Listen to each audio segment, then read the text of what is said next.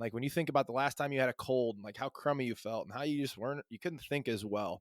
It's like, that's kind of where a lot of people exist, not to that extreme, of course, but they don't realize like there really is a second gear. And that's when you kind of have optimized you, the vessel that's taking you through this experience of life. And in that life, part of that experience, of course, is your work.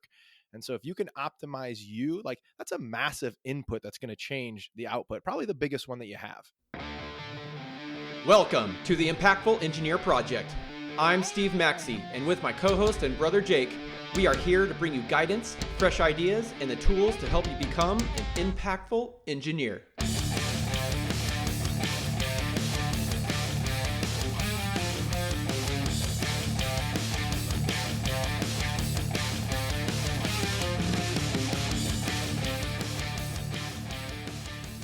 All right, welcome guys to another episode of the Impactful Engineer Project. This is Jake, your host. I've got Steve here, and we have a guest today. This is one of our guest episodes. Be about an hour long, take you on a ride, hopefully teach you a few things that'll help you in your day-to-day life as an engineer.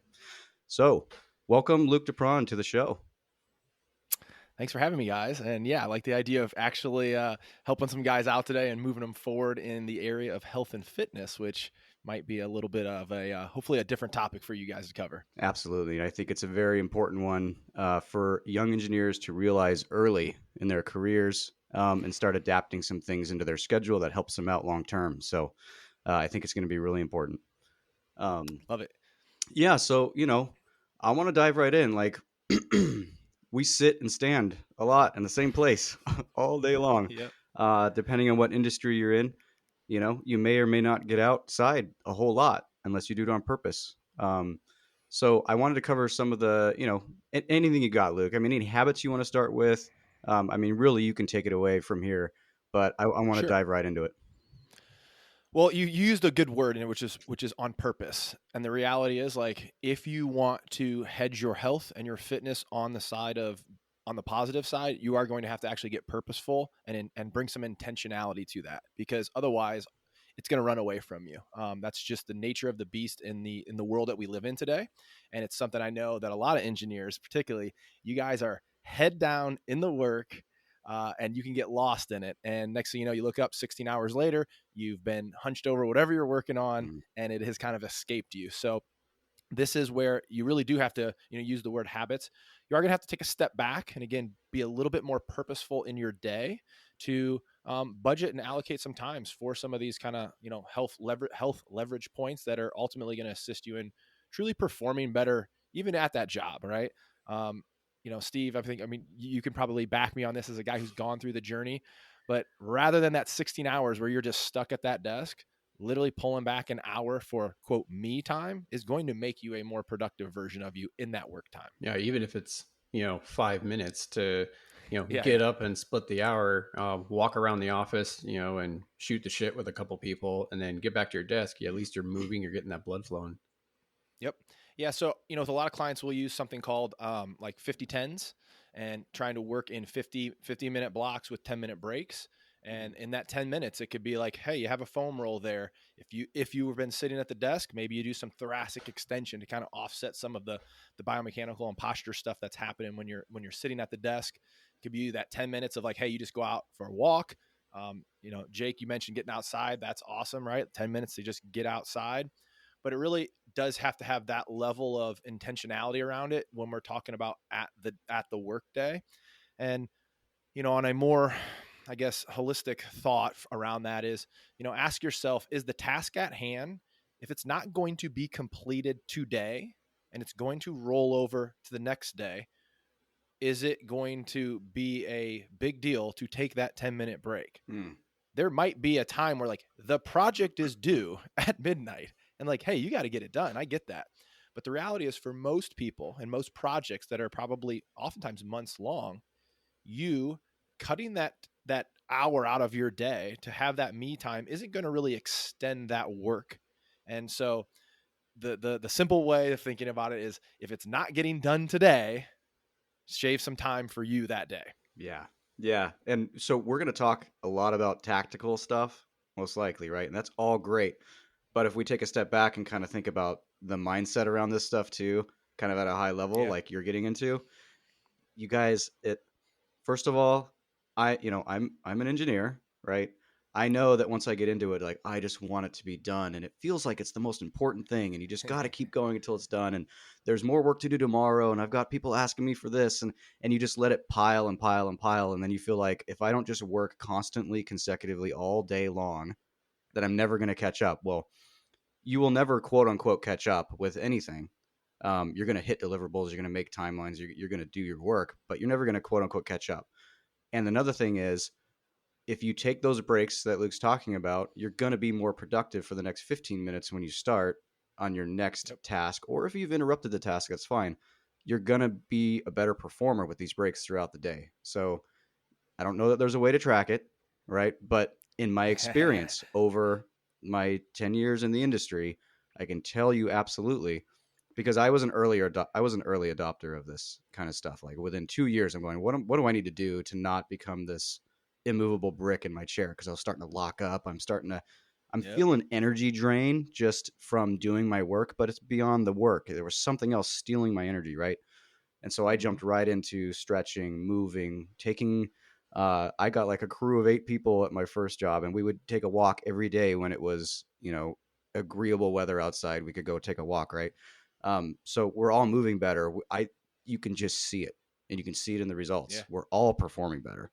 We all feel better. Yep. We all think clearer, just taking those breaks. So I just want to kind of challenge people to step out and away from the work, and take the chance. And like, even if you don't think your energy is being drained by just working consecutively and not taking a break, it is. And I would challenge you to try and realize that and step back from that. Yeah, and it's a hard thing to convince somebody until they've experienced it. But when you are at your most healthy and your most fit, that version of you is so much more productive. It just has such a bigger capacity to do. And I think the only comparison really is to look at it as like when you're sick. And like when you think about the last time you had a cold and like how crummy you felt and how you couldn't think as well. It's like, that's kind of where a lot of people exist. Not to that extreme, of course, but they don't realize like there really is a second gear. And that's when you kind of have optimized you, the vessel that's taking you through this experience of life. And in that life, part of that experience, of course, is your work. And so if you can optimize you, like that's a massive input that's going to change the output, probably the biggest one that you have. And Steve, you might have to an touch example on that of this too. Yeah, I was. Yeah, I know he does. Literally just jumping in on that. Yeah, so back when I was, my first 5 or so years of being an engineer, I mean, obviously we've talked about before where I was a rather large human being. And, while I was a good engineer by any measure, I would still have that brain fog, that low energy. I would have a more narrowed focus and not be able to look at projects out of a more holistic view. Right. And then, I had my health issue that I kind of kicked my ass in gear and started losing weight and, moving. And all of a sudden now I can focus on things harder. I was just sharper. Things would come to mind a lot faster. And, even that, your confidence in your presence when you walk into a room and into a meeting is different, right? Yep. Because people view you differently. If you walk into a meeting room and you're 350 pounds, people are going to be like, oh, this guy doesn't take care of himself, so why should I trust that he does awesome work also? But if you walk in and you're a nice felt jacked, 240 pounds and look fantastic, they're going to be like, oh, this guy, takes care of himself. He's kind of a badass and he's also an engineer. Man, he really, is on it. So, I think there's a lot more than just I'm healthy or I can lift a lot of weights or, I eat right. I think it's the presence, the confidence, the mentality, as well as just you can focus and you have just a lot more energy and you can just do better work in a shorter amount of time. And then you have more time for other things.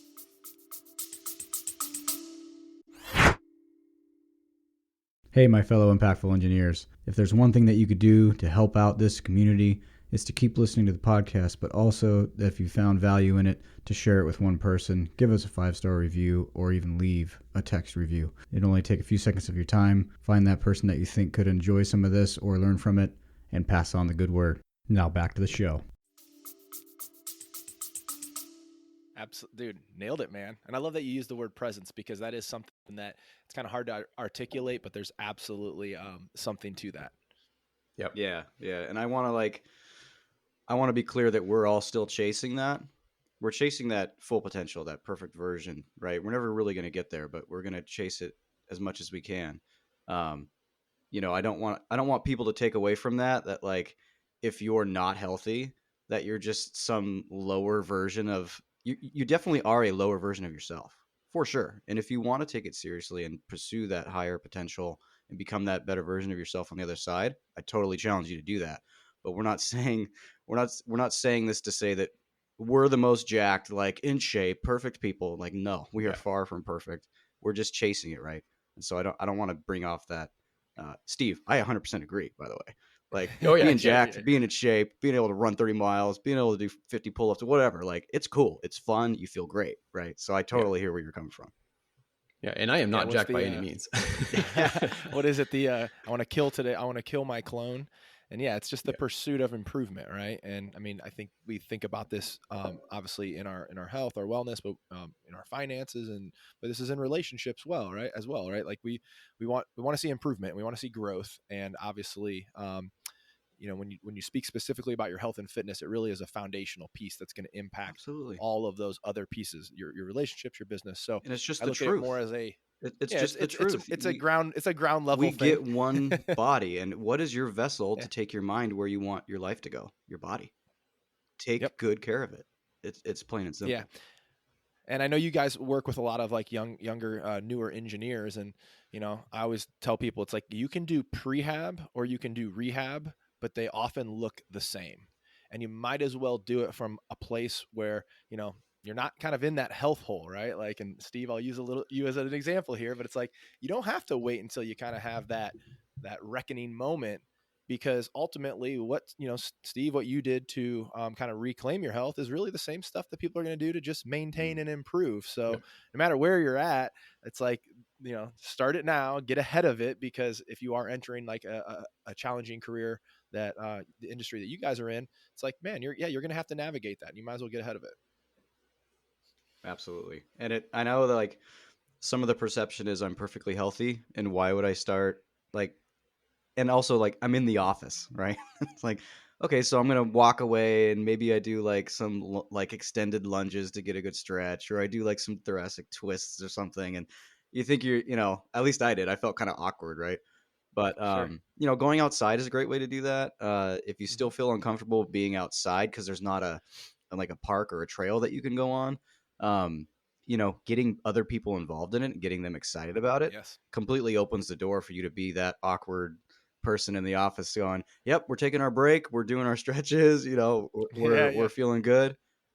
So yeah, I get that there's probably going to be like hey, this is kind of a weird thing, but I saw a kid recently. I was traveling to Missouri, I believe, and I'm in the airport, and there's this kid who fairly kind of a stereotypical, what I call like a California granola hippie guy, younger kid. And, he's in his tank top, and flights are all delayed. I mean, it's just chaos. Everybody's getting upset. And like, I look over, he's doing yoga right in the aisles where people are sitting. And then he starts doing like a pretty legit workout, like push-ups and all this stuff. And I ended up, having to go get a water or a coffee or something. I walked by him, gave him a little dap, and I was like, hey, respect, man. Like, I love the fact that it's not that he's actually doing what he's physically doing. It's the fact that it's like, if you want to be healthy and fit, you're probably going to have to push back from the norm a little bit. Yeah. Because if you look around in our society, the reality is you are going to be kind of swimming, against the flow, because the majority of us right now, unfortunately, in the United States, it's like we're not in a great state of health. So, you got to kind of channel that California hippie and maybe be the weird guy a little bit at the office. And like you said, Jake, if you can enroll some people, ultimately other people are looking for opportunities to also improve themselves. Plain and simple. Everybody wants to feel better, period. Mm-hmm. So if you can be a litmus for that and just kind of like get that thing going, like you could create company culture ultimately. You bet. And no one's going to push back on the fact that, oh, you want to take care of yourself. Yeah, Like, and I can no, guarantee you that the people that you think are looking at you like, "What the hell is this guy doing?" They're like, "Oh man, that's probably a good idea. I'm not gonna do it right here because 100%. I feel weird, but I'm gonna take Yep. that back. Like that's probably a good movement for this lower back pain that I'm feeling right now, but I don't want to get up and do anything Exactly. about it." Right? Yep. And you know, and when I think in businesses, and a lot of the guys that I work with do tend to be business owners, to me, like, this is leadership, right? It's like, man, if you want to be a good leader, it's like, show up well in all capacities, and ultimately, like, if you own the business, it's like, man, you can set that company culture. You can you know, try to, when you guys are ordering lunch, it's like, you can try to find healthier options and, like, Hmm. actually source those out. You can provide things like stand up desks, or encourage people, if they want to, you know, purchase one, to bring one in. And ultimately, have a more health forward thinking workplace culture. I don't think, even as an employee, I can't imagine um, a company really pushing back on anything that you would attempt to do that's going to make you healthier and more productive and a better version of you. And if they do, ultimately, I'd be like, man, It's is a good that really sign. the place for me that I want to work? Yeah, exactly. Steve, I don't know if Klein Right? does stuff like this, but at Hallam ICS, it's like we have this whole month, and we're going through it right now, called the Hallam Challenge, and it's tied to donations we give to the community based on how far we get. You can almost think about it like a Nice. fun run or something. But we have many categories: swimming, running, hiking, biking, cycling, all these things. Workout times can be translated into laps and Nice. stuff like that, and counting. Very good. So the whole company does it, and it's awesome. And I'm seeing this one person with just a huge amount of running miles, and I'm like, wow, I didn't know that about that person. Like they are Sure. I'm very interested in getting to know them a little better, because they're definitely like a marathoner or something, because there are hundreds of miles, and I'm like, dude, we've been Oh, doing this wow. for 12 days. I don't know, like you are running a lot, you know. Yeah, and you know, and that gives you an opportunity to actually like connect, because this is a challenge that a lot of people face when it comes to, like, the off hour stuff, is the social component, right? Like, your environment. And you know, there's always the quote of yours, the five people closest to you, right? Sure. Whether it's money, relationships.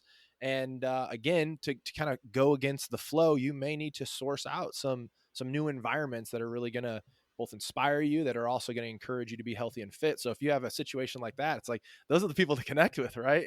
Because you know that person who's cranking out 100 miles, when it comes to, like, the lunch order, they're gonna, like, they're gonna have the restaurant, right? Like, they're gonna know where to go. Yeah. And so those people are assets at that point.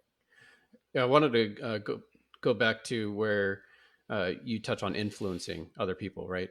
Um, as an example, I do a lot of meal prepping, and so I eat at work, but I eat like the same meal prepped meal for, all week, and Yeah. week to week it may change sometimes, but I eat the same thing. But and people notice and they go, hey, what are you eating today, Steve, or this week? Now they don't even ask for the day; they say what's this Oh, week's okay. menu, right? Because they know that I That's eat the funny. same thing, and then it engages that conversation, and other people start meal prepping and doing more macro based meal planning, and they ask me questions. It's like, oh, are you going for more protein, or et cetera, et cetera. And I'm like, yeah, it's I try to hit 40 grams of protein every time I have a meal. Yep. And it just influences other people to really start taking care of themselves, and then now I have people dropping in my office all the time talking about supplementation, or meal planning, or what workouts they're doing, all kinds of stuff. And it's just all because they see me meal prepping, and they're just curious, and they see Mm-hmm. me walking around the building at lunchtime, and they're like, hey, why are you doing that, And and it and so just by taking those simple actions, you really do influence culture. And it doesn't matter at what level you're at. You could be the most junior right out of college engineer, and you're going to influence that culture and around you. you can have Yeah, a and you lasting know what? There's impact. probably Yeah. No, Yeah, go ahead, yeah. go ahead. I was saying, there's probably somebody who honestly has made some massive changes in their life based on just kind of watching you. So Yep. if you're that person who's been thinking about trying to do some of these things, but you don't want to be that weird looking guy or gal, it's like, well, take it on from a place of service, and recognize, hey, you're probably going to support and help somebody else. There's probably somebody else in your office who would maybe like to do some of these things, but maybe they're not bold enough to stand up and start doing them. But they see you doing it, maybe they're going to hop on board, and Yep. you're going to, again, have a positive impact on somebody else. I just had an old friend, well, a coworker, but I tend to make friends with everybody at work. But he just texted me and was like, "Hey, I'm trying to make some life changes to lose the weight again." and I figured I would contact the most driven person I'd ever seen come through this office and see what you're up to and what you think, So now I'm like texting him back weekly to check up with him. Hey, how was the weight loss this week? Did you get your steps in that Yep. you wanted? Shoot ideas and maybe be a little bit of a accountability partner, with someone that's still in California, the old place I used to work. Just get a text randomly, so you really can be a good influence through that. So, That's awesome, man. That's cool that you're doing that. Yeah. And then obviously the accountability piece is huge for people. yep. So, Steven, I'm going to ask you this question. What is one of the biggest hurdles, fitness, health, body, energy wise, that you've overcome? And then just a quick blurb on how you overcame it. Yeah, it really just doing it in the first place was the biggest hurdle. Once you start doing things, even if it's simple things like, the most recent thing that I stopped doing, maybe when did you come out last? A month ago, 2 months ago, something like that. So maybe 4 months ago, I stopped walking in the mornings for whatever reason. And it was so hard to start doing it again. I did, and now it's like nothing. I don't even think about it. I just get up and I go walk. And so just that initial action that overcome that static friction, for the engineers out there, to do, whether it's eating right, exercising, just moving, stretching, whatever. That's the biggest hurdle. And then once you start getting into that rhythm, it's just like, you're taking a shower in the morning. It's just part of your routine. And that's my biggest advice is just do it and, force yourself. And then once you start getting that rhythm, it won't be an issue. As far as like, how did I do that? You and I have talked about the program 75 Hard, which is a mental program, and it has a fitness element in it, but it's a mental thing, right? And I used that as a tool to get my brain into the mindset of doing things that I didn't want to do. And That's by a the end hell of of a that hard program, by the way. Like, I don't. yeah, it If is a hard. if you're going to start that, if you guys look it up and see what it actually is, and you're going to Yeah. start that, I mean, you better be ready to commit, because that's tough. It's a really It is very tough, program. but and there's a caveat. A lot Maybe of people start think smaller. it's about the yeah. Yeah. I'm not a fan. Yeah, it's well, a lot of people think it's a fitness thing, and it's really not. Right. It's not an ideal way to lose weight. It's not an ideal way to get jacked, right? But Yes, it is there you it's a mental type of game, right? You are forcing yourself to accomplish these tasks every single day without fail, and by the end of that tenure, now anything that is uncomfortable to do, you're like, whatever, I can do it. It's not a big deal. That's And you actually just do true. it. I did Yeah. the program too, and that's the thing that I got out of it. It boosted my ability to pivot. Sitting on the couch, I know this thing needs to get done. It hits in my brain, I'm up. I literally fly off the couch to go do it because I have that switch now. Did I get like thinner and more jacked? Eh. If I had gone into it thinking that this program is going to give me a great body and I'm going to lift a ton, and I think I would have failed that, because it's not what it's for. I've gotten made way more progress lifting higher weights more often and had more energy not doing that program. But it made me be able to just switch it on like quick. It was crazy. Yep. I think, Steve, I mean, you make the point. There's a great distinction to be made. It is using fitness, but it's using fitness as a tool to create mental strength. Yeah. Unfortunately, most people that I speak to, and this is where I have a little gripe with it, they actually are approaching it as a solution to their health and wellness issues. And unfortunately for most, it's not going to be. And then there's obviously, for most people, a lack of long-term thinking on that. But I love it in the and the intention that you had. And I actually I have a similar sentiment, and this comes back to like the just do it mentality. If you're hearing that and you're thinking like, man, all right, I know I need to do it, and I got to do this workout. And it's like, shift your thinking on that to where you're not going to go try to work out anymore. Now you're just actually using the workout as the tool to build the skill of doing something you don't want to do. And even to this day, I will play that game with myself because I don't always want to go do a workout. And there are times when I feel, and I even like internally say like, oh man, I don't want to work out. And I actually get a spark of, I don't want to say joy, but of energy, because I'm like, oh great, what an opportunity.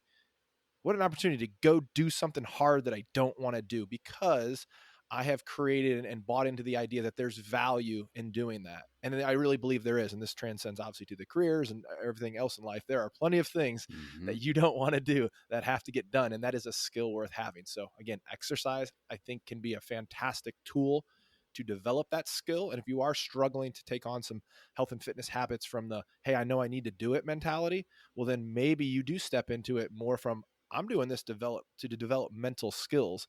Then once you start to get the results, the feedback loop of, man, I just feel better now, I want to do it, and that all kicks off. No one has gone like who's said, oh, I really don't like want to do this workout, but then they actually go into it. No one has come out of that workout and regretted doing it. They always feel better. They always feel like, I did it, and so then I think that's another thing to keep in mind. It runs you right into the other stuff you got to do for the day that was probably what was making you not want to do the workout in the first place. Because you're like, oh, I got to work out, then I got to do this, then I got to do that. And you just forget everything else and do the workout. And then after you're done, you're like, all right, I'm ready to do these two things that I wasn't going to do and was holding me back in the first place. Yep. Right. So it compounds. Using your physiology to shift your psychology is like the easiest and like best tool we have at our disposal. And it's like, for most of us, it's up here in our head, and like the challenges at work, move your body, change your physiology, and you will impact your psychology. It's such an easy lever to pull that we all have access to, which is awesome. Yep. It's an absolute truth. You cannot deny it. Yeah. And doing these physical activities, it's very scalable to the individual, right? If you are already healthy, you're going to go out and you can run miles, you can lift a ton of weight, whatever. If you are 400 pounds, for example, just getting up and down in your chair and like walking around the block is going to make a world of a difference, right? Oh, it's absolutely. So it's a very scalable thing to consider, is just doing the physical activity to do movement, get blood flowing, any kind of resistance training at all. That is going to make a huge impact and just get you, or allow you to build that momentum to get you where you want to go. This is where I think there's a big disconnect for a lot of people, and this is often from social media. If you're somebody who is fairly out of shape, and I say this with no judgment, but if we're significantly overweight and we're fairly deconditioned, and you were to go look on Instagram at the accounts that are the big popular accounts that have all the followers, and you would look at what they're doing and you would think there's absolutely no way I could do any of this. And the reality is like that may be true right now. And you don't need to do that. You don't do what they're doing. They didn't do those things to get to where they got. They had to do other things. And so your starting point is going to look, very different. But I will say, when you find it feeling hard and you're feeling it's challenging and you're wondering if you can keep doing this, guess what? That's the game that as you get more fit, you actually just get better at making it hard again. Yes. And so it will always feel hard in a way. It'll be a different version of hard. There will be some fun and some joy in it.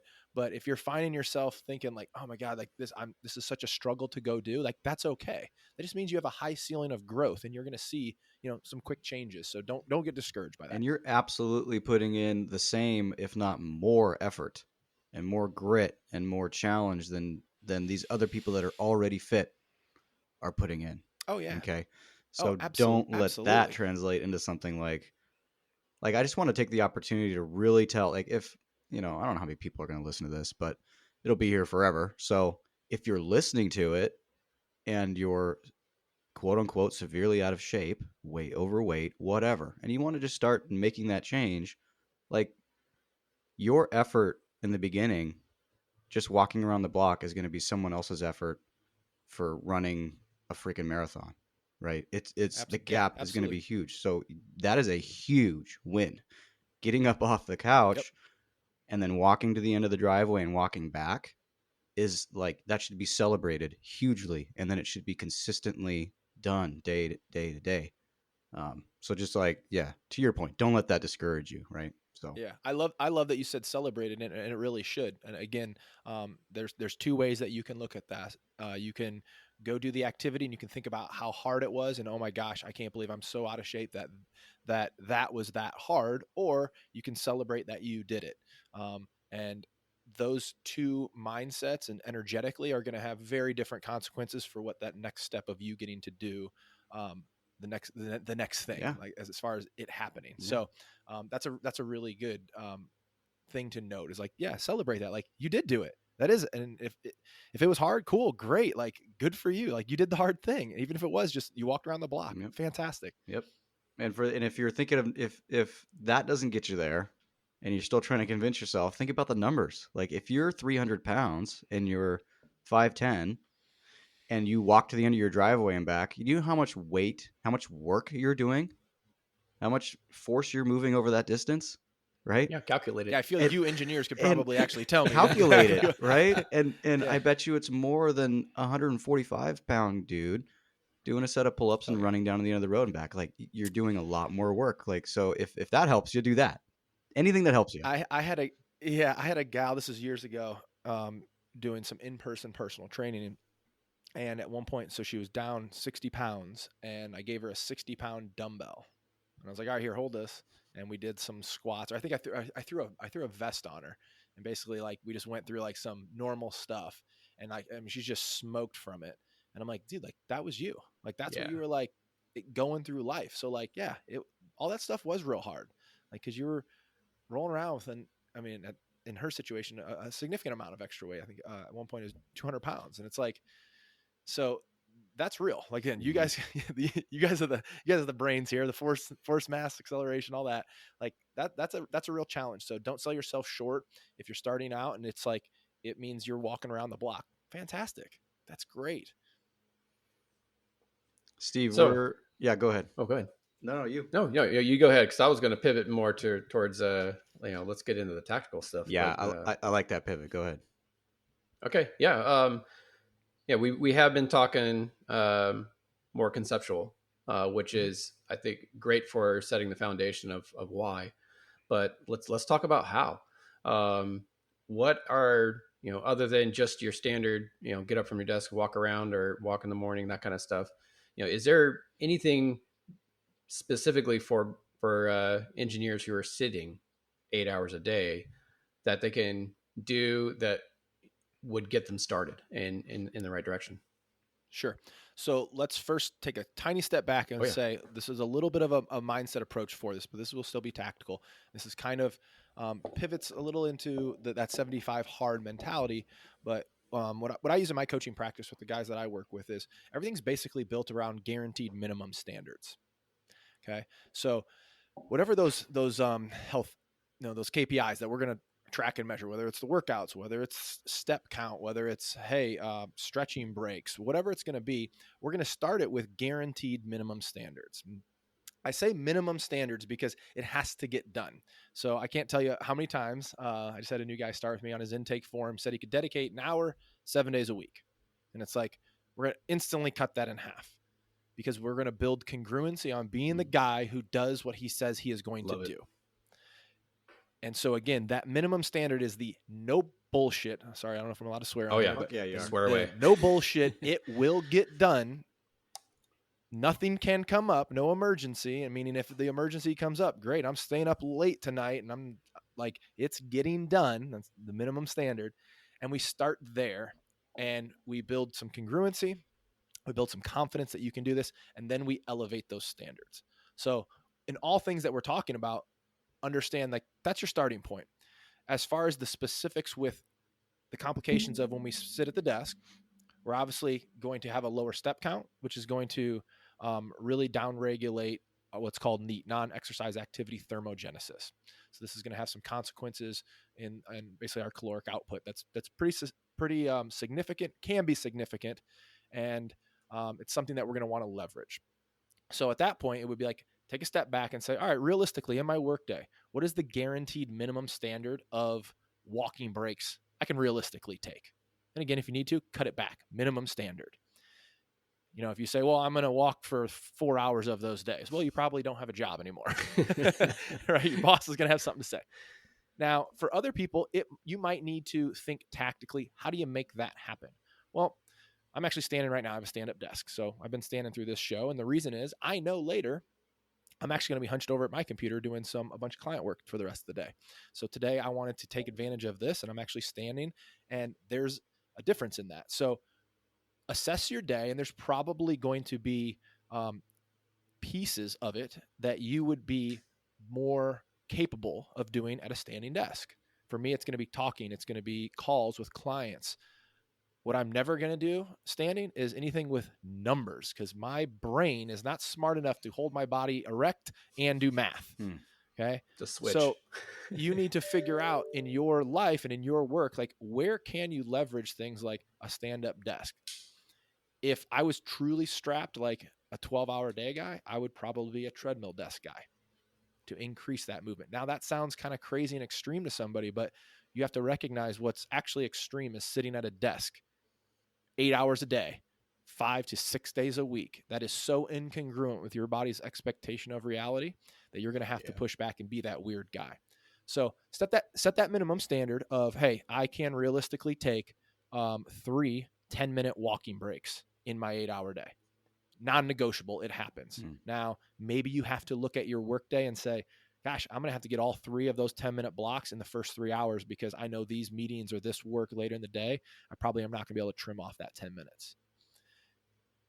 You can then use step count to quantify that. So you have your step, you could have your breaks, or you have a guaranteed minimum standard of step number, which this is actually what I use with clients.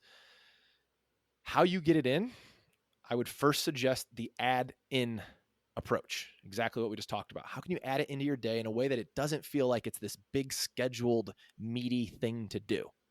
Stand up desk when I'm on a call. If I'm on a call, non-video call, I am pacing like a prison animal, just back and forth. It's subconscious. It doesn't feel like I'm doing anything. I just don't like to sit still anymore. Because again, sitting at a desk is not normal. Then only after have you maximized the adding in, do you then add on. And this is, hey, I wrapped up my day. I looked down at my Apple Watch or my Apple phone or Android. Crazy Android guy like Steve over here, which actually for the people listening, all you Android users, all you brainiacs on your Androids, whatever app you use to track. And if you look down and you say, well, I got 3,000 steps today and the minimum standard was 5, looks like I'm going to be out in that parking lot before I get in my car and drive home. Done. It is a guaranteed minimum standard. Now, maybe you set that standard for 3 of those days of the week. And then again, you build congruency and you go from there. So that's a big one. And then we're going to take kind of that same concept and we're going to want to bring it into some mobility work. We're going to want to bring it into some strength training, and we're going to want to bring it into some nutritional pieces. And I know when hearing that sounds like a lot, but Steve, you're kind of living proof that when you marry these concepts, all of a sudden you get some pretty radical outcomes. Yeah. It's when it comes to like the food, I only have 2 rules, right? I want to get minimum 40 grams of protein a meal, and I try to keep under 120 grams of carbs a day because I'm pre-diabetic and that's what my body needs, right? That's not what everyone needs, because if you're not pre-diabetic, you can have more carbs. Right. But that those are my 2 benchmarks. And then of course I just don't overeat. But as far as the numbers are concerned, those are the 2 things. And then that's served me so well the past 5 years. Yeah. So again, you're putting kind of guideposts, and then ultimately it's how do you, and this is what I spend a lot of time, I realize, as a coach doing. It's like, how do we close windows and doors? Mm-hmm. How do we stop ourselves from being able to escape those standards and those guidelines? And so for you've realized, like, well, to do that, I'm going to have to meal prep, because I realize if I go to order something, or if we're served food, like, it doesn't come with the 40 grams of protein that I have set that standard for. Yeah. And so now, again, we're closing windows and we're saying, all right, I'm not going to be able to do, Pizza Friday. Okay. Like that's a decision I'm making because it's in line with the rule set that I put in place. Yep. That's awesome. Yeah, it gets expensive going out when you want to eat a lot of protein. Chipotle's like a $30 bowl is how you get your 40 grams. Right? Chicken. Sure. Yeah. I'm on a chicken budget right now for sure. Yeah. Chicken and turkey. Well, this is where, it's funny. I mean, Chipotle is always the go-to one. And this is an important piece to have as well. So like, again, in my practice, it's like, we're all about, it sounds like you have this, you have go-to meals. These are like, you're knowing like an easy go-to. And for me, a go-to has to be easy to make, has to be something that you enjoy, and it has to obviously hit those standards that you have set for yourself. But then you also need some go-to restaurants, right? And so like, you need to look around your area and say like, okay, here's a place that I can go. I could go be social. I could, take family and friends, and I'm not bringing Tupperware, to a restaurant to try to hold my standards. Right. Because you can make it work at most places, but ultimately you can get proactive and you can source out a few areas in your town, and you probably only need like 2 or 3 like good restaurants where you can get a great meal, and boom, you're right there with everybody. And then you just, obviously you hold the line on things like desserts and margaritas and all the craziness. Yeah, that's easier said than done. Like, sure. It's all, I quit drinking completely, so that's the easier part for me. But when I go to a restaurant, the window on that. I completely sealed that door with a bunch of boards and nails. But when I go to a restaurant and there's lobster mac and cheese on the menu, that's a tough one to overlook. But I think I've gotten, and I'm gonna, I got that lobster mac and cheese, but it's, if you practice this for a long time and you build on those habits, you can really start to just really look at food, and you're like, okay, I see the melted cheese on there. I know the pasta. I have the lobster. I know what was cooked in, right? A shit ton of butter. Yep. So, and then I could just kind of take my palm and go, okay, it's about that big, and I can cut it kind of in that shape and go, this is about this many calories. Here's about the macros. Eat it, be done. Yep. And a good indicator, right, that if you've been doing that for a while, a good indicator that you're hitting in general, because my diet's loose, in general, you're hitting the right portion size. You're not completely stuffed. You're still ready to go complete the next task. You're not ready to take a nap, right? Right. Stuff like that. So you can start using those cues and everything. But that's where I'm at. Yeah, and like as I get on here as like the fitness guy, I think people often think, so this guy, I don't measure anything. I don't track anything, right? I have, I don't want to use the word transcended that. And this is ultimately where we want to get clients to, like what I call like total food freedom, which is to that point where like, you can understand how to go indulge in moderation. You understand how to look at that food and look at, again, a lobster mac and cheese and realize, okay, we're getting into like the calorie bomb zone here. If I were to crush this whole thing, this could be, problematic, particularly if we were in a true weight loss phase. That could be a problematic dish. But hey, if I'm just trying to maintain my weight at this point, I know I can portion control this out, and I'm probably no worse for the wear. As far as building out, kind of macro friendly meals, obviously you can track, but a really simple one that I use is just the hand measured framework, where we have a palm of protein, we have a fist of vegetables, we have an open scoop of carbs, and we have a thumb of fat. And if you kind of just look at that as a general framework when you make a plate, it starts to kind of guide your decisions, and it might help make better choices, right? When we're at like a TJIF Fridays, or I'm trying to think of something that's everywhere, and you look at the picture of like the chicken Alfredo, and you're like, well, when I go to my palm measured framework, the protein's supposed to be the biggest thing. The vegetables are the next biggest thing, then carbs, and then a little bit of fat. And you'd look down at that photo and be like, well, there's not a ton of chicken actually in it. It's a massive portion of pasta. So we'd be like, that's about like 3 or 4 servings of carbs. And then you would have to make the assumption that with all that sauce, wow, I have a significant number thumbs of fat. And that might make you say, all right, that's probably not my best choice. Or, hey, if I really want that chicken Alfredo, I'm going to have to figure out how to modify this a little bit. Hey, can I get extra chicken? And then you split that meal and you pull out half of that pasta and you bring that home. And now you have carbs and fats for a couple more meals. Now, to me, that takes a lot of self-control that I would struggle with. So personally, for me, it would be, I'm going to make a better choice. Me taking that home and trying to make multiple meals out of that. That would be tough, but at least now when you have something like that hand measured framework, you have a little bit of a thought process to go into that with. I'm sorry. No, that's really good. But I thought I'm going to totally interrupt what we're talking about. I don't know if Steve thought of the same thing, but I thought about Tenacious D. If anybody's a listener of those guys, and their skits, I know Tenacious right? D. And he's Okay. and he's doing the chicken McNugget. He's doing his little drive-through skit, and he's like, he goes, "All right, let's go to the drive-through." Boom, they pull up, and he's talking about the chicken nugget meal or whatever it is, right? It comes with 6. He's like, "Take 2 of them and put them up your ass and give me 4 chicken McNuggets." And I just thought about that, and I was like, "Oh, that's great portion control. Good job there." Yeah, you know? right. That's one way to do it. He's just that's just also a arguing. strategy. Yeah. God, that's funny. funny. I hope some I'm a people fan. get I that like reference. Tenacious D. Yeah. Well, I'll be Googling it now.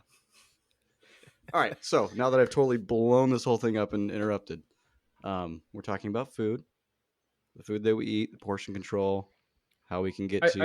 I have something I can jump in on real Very quick. good, Steve. Thank you. Yeah, no problem.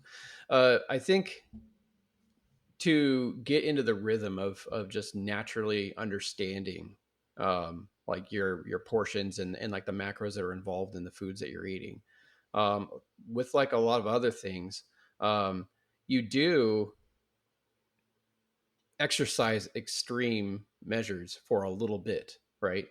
You will weigh out your food, you learn and kind of like homework, right? You do the same problem multiple times and it gets ingrained in your head, and you just start to understand, okay, this much chicken has 35 grams of protein. A slice of cheese will have 6 grams of protein, right? An egg is 6 grams of protein, right? And you just and see, I know that because I've measured it out a million times, right? Sure. And you just start understanding that, but you have to do the extreme to really get that data, right? Engineers love data, and then once that's second nature, then you back off that extreme situation, which takes a lot more work, and then now it's a lot less work, but you still are living within the confines of those goalposts that you set up. Yep. I mean, we're talking basically skill acquisition at this point. Yep. And that's kind of how you have to look at it. Unfortunately, for most people, they struggle to step into it with that headspace because there's a lot of emotion around this, understandably so.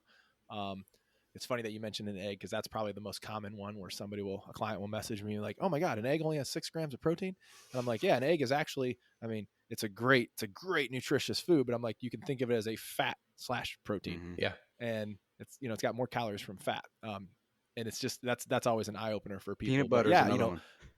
Oh yeah. I don't know how they don't realize that, but yeah, oh man, dude, it's loaded with fat. Well, and then when you look at the portion of peanut butter, tablespoon, right? And like what an actual, like go measure a tablespoon of peanut butter nothing versus go scoop out peanut butter with a spoon, how you would if you were just like, hey, let me just get a little snack. This is not enough for my toast. Like, right. I need 600 calories worth of peanut butter for my normal toast distribution. I'm fortunate I don't like peanut butter, but I do think that's one that, for a food that people should probably, if you're on a weight loss situation, like that's probably not your ideal food. And that's a great example of like doing a little due diligence to see, like you said, you're like, oh my God, like this is barely covers like the corner of what you would put on some toast. I'm sorry. I'm just, what are you doing, we got another tenacious. I feel like we got another tenacious D skit here. All right, Jacob. Remember back in the day when we were kids? I was like, okay, I gotta hear this one. Yeah, this is a good story. At our grandma's house, we had free range of the kitchen, and so we would go to our grandma's house, and of course we'd raid the cookie jar, all the normal kid stuff. Oh yeah, of course. But then it came lunchtime, and we're watching movies, and we're like, okay, normal sandwiches are not enough. We're doing triple or 4-layer sandwiches. And I just remember let's make a 4-layer peanut butter and jelly sandwich. And so you can imagine 4 layers of each layer is like 6 tablespoons of peanut butter. Yeah. Can you imagine the amount of calories we were pounding at like 8 years old? Yeah, and then you get away with it because you just run around like heathens the whole. Yeah. Oh gosh. Yeah, I'm like these. You got to get like a rolling pin out to like get this thing in a position to eat. When they figured out that we just dumped jars of peanut butter and jelly on the sandwiches for lunch, they're just like, guys, what the fuck are you doing? Like, use your brains, or I don't know, shit for brains. I heard that one a lot, right? Yeah, that's an expensive lunch. Like the best part is people try to use peanut butter and jelly. They're like, oh, it's like cheap. Like this is an easy, Oh. cheap thing. Your parents, they're going broke on peanut Yeah. butter and jelly. And cereal. Well, I mean, there were 6 boys, so and Oh wow. Oh you know, yeah. 4 times as many grandchildren, so we would easily run people yeah. out of the house and home for sure. Yeah, we went through 6 gallons of milk a week at our Oh house. yeah. Oh yeah. That's like I listened to a thing of Gronkowski's mom talking about their Oh my food gosh. situation because there's 4 of those guys who are just ginormous active humans, Yeah. and like their extra fridge for like 12 gallons of milk, and like just I mean like she's literally cooking for like a professional chef would cook for like a platoon. Like Yeah. yeah, pretty wild. It's a buffet every day. Oh, Pretty much. All right. Yeah. Whew. That was a good one, Steve. I remember that. That's Yeah, just back to the so- show. that's Sorry, just I just couldn't stop laughing. I know. I was trying to I think hold you guys it. are gonna I have was to trying go. to hold I it think together. you're gonna go make one of these after a little nostalgic rundown memory lane. I'm curious who busts out the 4-layer one. Not me. Steve's gonna be running 4-layer PB and J for the next week. Everybody's gonna wonder what's going Yeah, on. exactly. The next episode, I'm all ballooned out. You got jelly on your lip there. All right. Yeah. Oh, that was good. But now I'm completely lost. Well, I mean, we were talking about tactical ways that we can, just get started, right? Because that's the Right. biggest hurdle is to get started. So we Well, did talk I about. can add something to that real quick, Steve, that I yeah. do actually want to. Okay. I remember I wanted to sneak in here. So there's this big focus on the results right away. And I want people to know that focusing on the leading indicators is the most important thing that you can do, and execute on those for 6 months, maybe longer. Just Yeah. execute on the things you can track that you do, not the results that you're getting within reason, right? I mean, if you're going to track that you eat 4-layer peanut butter and jelly sandwiches every day, that's great. And your results are going to be, you're going to be fat, but, but focus on the leading indicators. Okay. Just like what Luke was saying earlier, we're going to get our bare minimums in, our minimum requirements in, and we're going to meet those, and we're going to track them, and we're going to know we met them. And that's what that's what I want you to really focus on at first. The lagging indicators will come. The results will come. Yeah, it's so important. And man, this is probably the biggest challenge I deal with as a coach, is really setting people's expectations of what can be accomplished in a time frame. And it's so skewed. It is so skewed of what people want, what people think they can do. And then of course you have slimy supplement salespeople who promise the world to people, crash diet people. And there's a reason that so many people are constantly trying the next thing. And it's because they've been sold just a bunch of horse shit as far as how fast they're going to accomplish something. And, it's not really going to happen fast. So if you can focus on those leading indicators, the reality is, even if you put your, foot down on the gas, you're just not going to speed up your physiology all that much. So you got to really look at it as like, cool. Like, I mean, this is the saying I always use. Most people, they make the mistake of approaching their health and their fitness as a marketing launch when they need to think of it as a business plan. And it's got to be this long, like, if you can't do it for the next year, who cares? Yep. Like, why are you doing it? And you're going to get results faster than in a year. But man, I've had people, I remember I worked with somebody and they lost 6 pounds in 2 weeks. And that's amazing. They were really discouraged after. They're like, this is the most consistent I've ever been. I have never worked so hard. And as far as like the actual output, by the way, it wasn't anything crazy. I think it was like 4 workouts a week. But for them, this was like the most consistent. And I just remember being so mind blown, because I'm like, well, first off, let me break the news. You didn't lose 6 pounds body fat. Like, you lost some water weight in there as well. I'm like, just based on the measurements that this person was in. But I'm like, that is so phenomenal. Like, we couldn't get a bigger rate of change. Yeah, that's impressive. But their expectation was so skewed of what's possible because of, again, just all the bullshit that's out there. Yeah. Yeah. It's tough. It's tough because, there is a psychological thing of like, hey, let's get somebody a fast win because they're going to be motivated. And it's like, cool, here's a crash diet plan that you're not going to be able to maintain. So you can knock off some weight, kind of get a little motivation, but now your hunger hormones are raging and you can't maintain this. And so the more that you can step in with that headspace of like, man, I'm going to like execute on these things and like, I'm going to track these leading indicators, like you're set up to win. And if it takes you 3 months longer than you want, who cares? Like you got your whole life coming. This is a lifestyle So change. Yeah. this is, and I always tell people, I'm like, the future is coming either way. Which version of you is going to be there? Yeah. Like that's it. That's all that matters. Still the person trying to crash diet your way through it, or the person that's toppled that mountain and you're on a steady path to pursuing that best version of yourself, and you're thinking about other things and you're freeing up your mind. Or it's not it's not consuming your life. Yeah. At the end of the day, your health, your exercise, your nutrition, these should be things that in the beginning, Steve, you're right. Like you got to put the extra work. There's going to be an education process as well, but ultimately they should be giving more to your life than they are taking away. If not, you're probably approaching it wrong. Yep. Yeah. When I lost the large amount of weight initially, right, when I was real heavy, if you look at it from the total time that I did the large amount of weight loss, it was 90 pounds in 9 months, right? Which was That's 10 moving. pounds a month, which I have the ability That's to moving. lose weight fast. And so that is an impressive, rate. But that first 3 months, it wasn't 30 pounds. It was 15, maybe 10. It wasn't a lot, but because I had the fire of like, hey, you're going to go full type 2 diabetes if you don't change your habits now. And this is not a temporary thing. You have to do this permanently.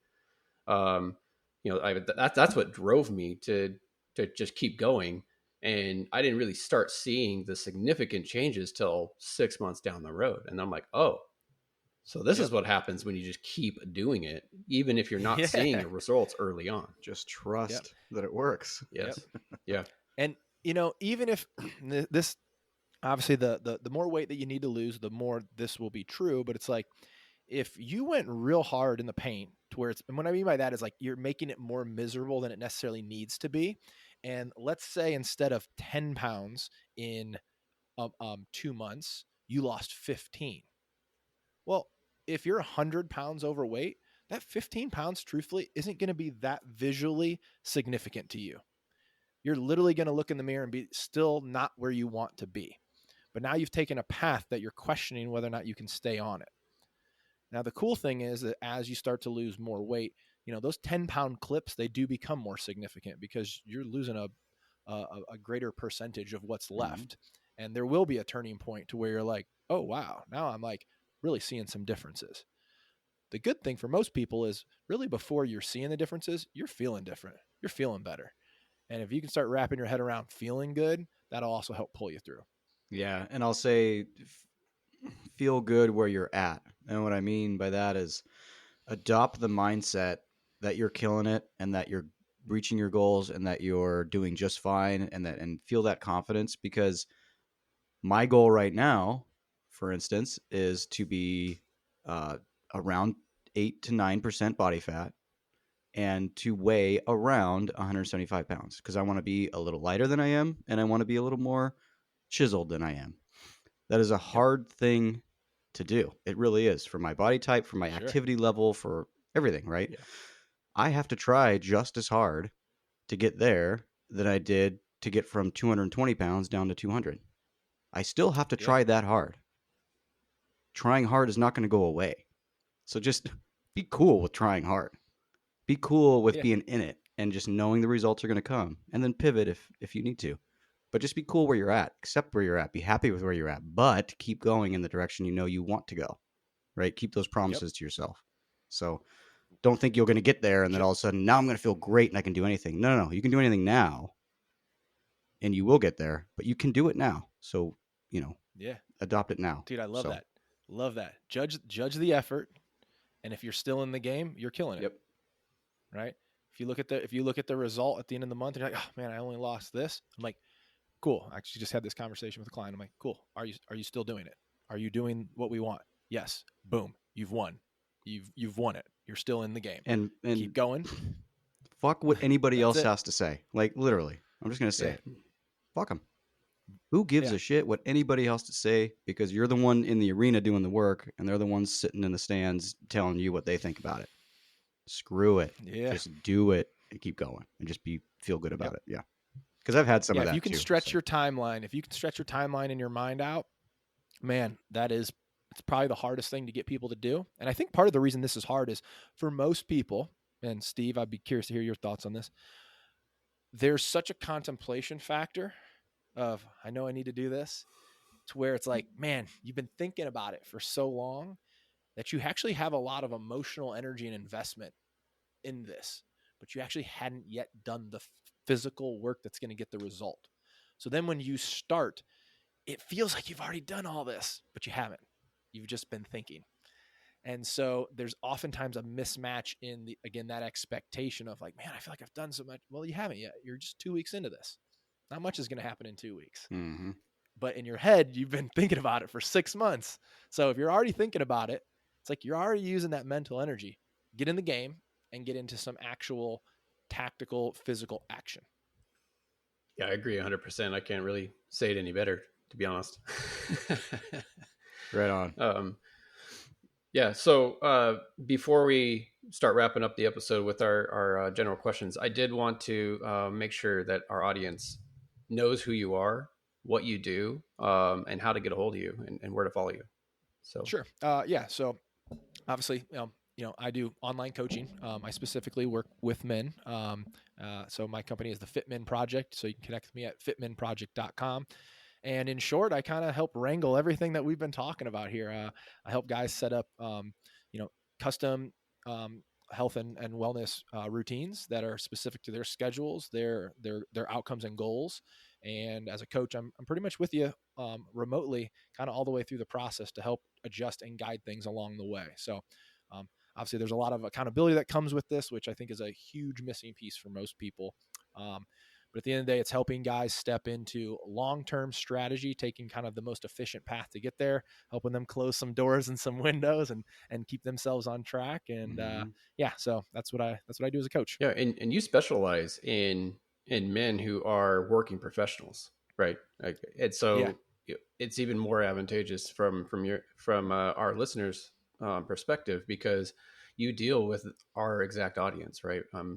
Professionals who are working in a demanding job at desks, and so you understand the struggles that they're going through. So if you are thinking about starting this journey, reach out to Luke. He's on LinkedIn as well, so just look up his name and what was that website again? Fitmenproject.com. Perfect. Okay, so to our questions. Well, real quick, I'll say, if I can, and to the ladies, everything we've talked about, it's applicable to you. The tactics really aren't any different, sans a few, obviously, like hormonal things that are going to change monthly that kind of skew your data. But it's all the same stuff. Me and my wife were doing monthly body fat check-ins and then weekly diets just to kind of jumpstart us a few years ago. We had an excellent coach. Like, he was so good. He worked at Everyday Fitness back in Redding, California. He was awesome. Lawrence. But anyway, so he's doing a pinch test. He did the subcutaneous just with his calipers and stuff. And he's like, yeah, you're starting your period in a couple of days. You can just tell. And she's like, yep, I am, because the body just changed. Right. So I could see data. It's just like, funny you to say where, that. When women would track data, and again, this is what I mean. Like, it's actually, I think things are much harder for women. We could talk about this if we wanted to. Part of why I enjoy working with men is I can get better results, easier. Sure. But with women, it's like, man, if even just tracking scale weight, it's like, man, you're only getting like 3 good weeks of accurate data. So like, I can see the same thing where I'm like, oh yeah, cycle, because we're getting water retention. And so even then you obviously have some understanding that that's happening, but like that's a mind game. That's one more mind game to navigate that even though you're like, I know it's my cycle, but I'm still seeing the number, or like I'm feeling bloated. Like, it messes with you. That's a mind game. Yep. Yeah, I've used coaches in the past. Like, now I'm at a place where I kind of do my own thing fitness wise. I have a coach for engineering, actually, which is great. I have a community that I'm involved with. And that's where I'm going hard at right now, is that community. But use the coaches, I think hire somebody, like get out there and do it. It's crazy to me. And this is, I'm active on social, and it's amazing to me how many guys and gals, but like I watch the same people struggling, and I'm like, there's people who help that do this. And for me, it's like, man, I've had business coaches, I've had acting coaches, I've had jujitsu coaches, you have access to people who can not only obviously may have some knowledge and skills that you don't have, but also can support you along the way. And probably most importantly, like they've seen all the pitfalls that other people and yourself or that other people have fallen into that you just might not be aware of. And it blows my mind how many people take a really difficult path when they have there's the access to something that could really simplify the process. Yes. And yeah. So kudos to you for like in your engineering career, like, yeah, get support. I mean, whether that's why wouldn't mentors, coaches, like why not? Yeah. Like it's, yeah, totally. You're short selling yourself. Yeah. Yeah. So we've talked about like kind of the encouragement, some tactical steps, some mindset stuff. I think I covered everything I wanted to as far as encouraging people, making sure that they have that mindset that's going to get them, to take the first step. We've done the tactical. I think my question at the end is, what can someone do day to day to execute on, to start? I think tracking those minimum requirements for everything that Luke talked about day to day and just starting there is really the best actionable step you can take. But Luke, if you want to add something, definitely go for it. Yeah. Anytime I do an interview like this is a really common question. It's like, all right, well, what's one thing somebody can do? And I'm like, well, and Steve, you'll probably understand this. It's like, there's not really one thing. And specifically if we're talking weight loss, right? There's not one thing that's going to really create this change, but I get that you have to start somewhere. So the reality is we'll just pick one. And so when we look at like these main pillars, like a big one could be sleep, work on improving your sleep. That's a massive one because that is a pretty big lead domino. You make really shitty decisions when you're underslept nutritionally. For a lot of people, and in my coaching practice, we dive into exercise first. So the reason we go into exercise first is I think there's a big win in going and doing a workout, and it feels very action oriented for guys. They're really doing something. But for somebody else, it could be, hey, let's start with just auditing step count and seeing what your steps are and then improving it on minimum standards. For somebody else, it could be like, all right, I'm going to work on nutrition at this point. Trying to do them all at once is difficult, but until you do them all together, you won't see, that's where really the magic happens and where you can see, I don't want to say seamless, but like pretty positive results. Otherwise, you got to go really hard on one. So for somebody else, it could be, hey, I'm going to track my food, just get an understanding of what I'm even eating, because most people have no idea. Yep. That's where I started, was exercise first. I didn't even change what I ate. I knew this last round of me gaining weight, there's a lot of factors that went into it, but I ended up at my heaviest 215 to 220 when I just started exercising again and just holding myself accountable and winning and meeting the promises that I made to myself that I'm going to do this a day. And it was very easy to do. And then stacked that. And then 6 months later, once I was in that habit, then I started tweaking my diet and looking at that. So that's what I did. I started exercise first. Yeah. I just think there's such a good physiological, a psychological benefit by leveraging your physiology. Like you feel different. You just feel different. So now that you feel different, it's a little bit easier. So again, in my practice, most guys, it's week 1, we dive into exercise. Week 2, we dive into nutrition. Week 3, we really kind of start to audit that NEAT and step count. But obviously for somebody else, it might be a different path. And for certain individuals, we do take a different path. But yeah, I like the exercise because it does feel so action oriented. So Luke, I know you're not an engineer yourself, but you work with engineers and other working professionals. And so my question is, and we can scale out so not just engineers, just working professionals or even human beings, how, or what does it mean to you to be an impactful engineer or an impactful person? Yeah, I love that. Yeah, as somebody, it's funny when I think of you engineers, I think of, type A, very data driven, which is great for me when I have those guys. I love that. It makes it easy. Um, so yeah, man, as an impactful engineer, I think that to me is being intentional with making an impact. And when I look back on my career and why I started doing what I do, I was in college going to school for business, and in an accounting class realized I absolutely hate all this stuff. Like I hate numbers. Like, and I'm like, what am I like reading about when I'm not at school? And I'm like, I'm reading about nutrition and exercise.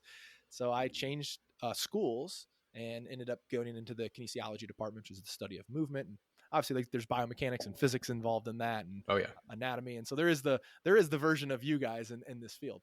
Um, but the reason I shifted gears there is it really allowed me to marry an interest with making an impact. And I think any coach that you meet at a core level, it's like, I do want to make an impact. That's a driving force for me in my life and in my profession, to be able to help and support people. And I think the work is important because I think it transcends many people's relationships in life. And again, Steve, I think you would be the testament to this, that the healthier version of you is the better version of you. So the idea of being an impact of engineering that impact absolutely hits home for me. Yeah. So what you're saying really just boils down to leveraging your interest, your skill sets, your capabilities to impact others around you. Yep. 100%. That is awesome. Yeah, I love it. that. Marry your passion with making an impact. Yep. And here I am. Awesome. It's worked for me. Well, this has got to be one of my favorite shows so far, actually, to be honest. So That's awesome. I had a great time. So I hope. Well, you guys are testament to particularly, individuals in your industry. Like, it can be done, right? Oh, yeah. Like, I get it when you hear it from the fitness coach. Oh, sure, he's the fitness guy. Man, here's two guys that are living, breathing proof in the industry that it's like, you don't got to sacrifice your health to build wealth, and you can absolutely navigate that industry and still be, a healthy, fit, and vibrant guy. Yep. Allow it to become a part of you. For sure. Yeah. It was a pleasure to have you on the show, Luke. I really enjoyed the chat, man. Hey guys, I hope you had a great time listening. Maybe you learned something new, maybe you got inspired, or at least took one thing away that you'd be able to use. Maybe you just had a good laugh. Impactful Engineering's hope and mission is that through this podcast, we can play a small part in expanding the reach and awareness of engineering and all of its many areas of application. The multiple engineering career paths available can be hugely rewarding as part of a fulfilled life, creating opportunity to impact nearly everyone in the modern world. An engineer's work helps to foster creation of new technologies, create safe and comfortable environments in which people can work, and lends to the sustainable future of everyone on the planet. The world needs more impactful engineers. Our vision is to provide engineers with the perspective and the tools to allow themselves the opportunity to become the most impactful engineers they can be. Included in our vision is to grow the impactful engineering community to a point where we can provide full ride scholarships to students in every single U.S. state every single year. This is an enormous goal, and with your help, we can get there. To start, we will continue to execute this mission in the way that we know how, having conversations, telling stories, and talking about what we find interesting and are passionate about. If the episode made you think, made you object, made you think you could possibly be doing something more with your day, or brought about an idea that you could spend more time on developing further, please share the show or recommend it to your friends. Even if you didn't personally think it was a huge help, there may be someone that you know that could benefit from it, and that's all we can ask for. Until next time on the Impactful Engineer Podcast.